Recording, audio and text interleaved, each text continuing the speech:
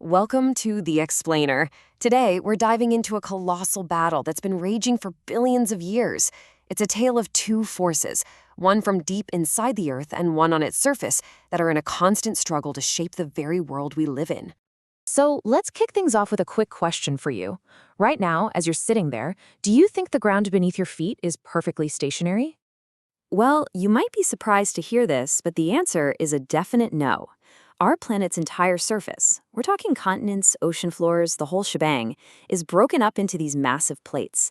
And they are always moving, silently drifting just a few millimeters every single year. So what in the world has enough power to move entire continents? I mean, what kind of engine is driving this massive planet-wide shuffle? To wrap our heads around something this huge, the source material gives us this perfect, everyday analogy. Just a simple pot of water on a stove. And it's a process you've seen 1,000 times. It's called convection. The water at the bottom gets hot, it rises up. Then the cooler water on top sinks down to take its place. See that? You get this constant circular current. It's basically a simple heat engine. And believe it or not, that's pretty much what's happening on a planetary scale, deep inside the Earth. The super hot core heats up the molten rock, the magma, and gets it churning in these enormous slow-motion currents.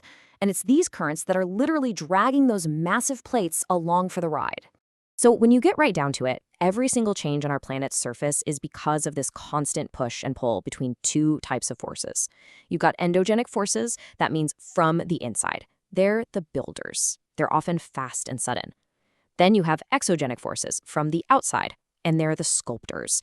They are slow and incredibly steady. Okay, let's dive in. First up, let's talk about the builders. Those powerful and, often pretty destructive endogenic forces that burst out from deep within our planet. So when all that internal heat and pressure just builds and builds, eventually it has to go somewhere. And when it bursts through the surface, you get one of nature's most incredible shows, a volcano. It's literally a weak spot, a vent in the Earth's crust, where all that molten rock makes a very, very dramatic escape. And this is a fantastic look at what's going on beneath our feet.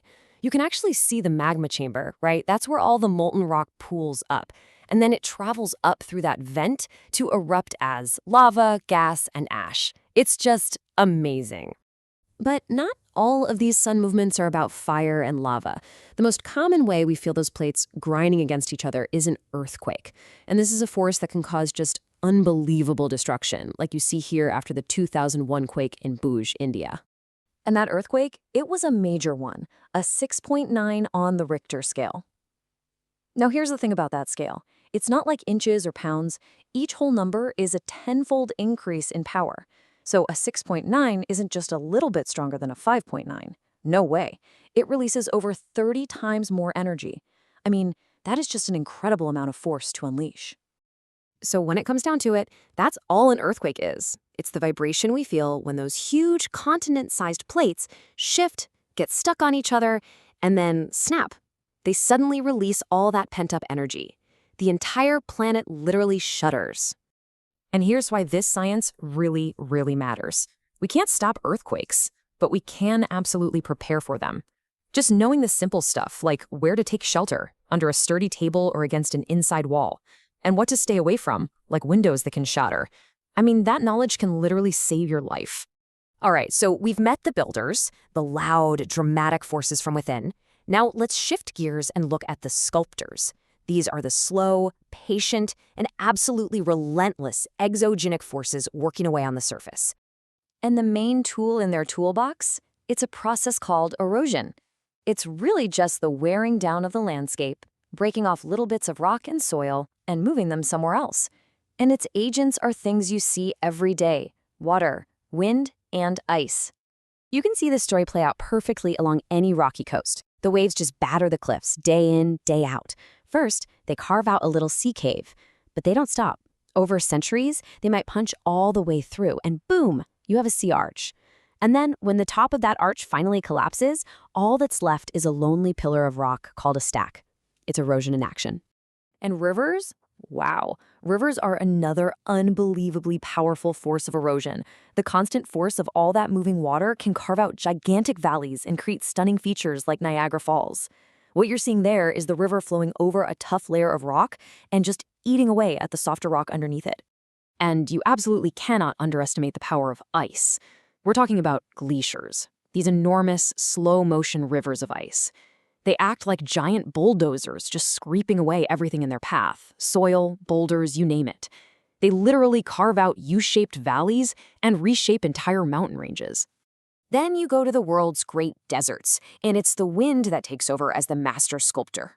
It picks up countless tiny grains of sand and uses them like sandpaper, blasting away at rocks for thousands of years.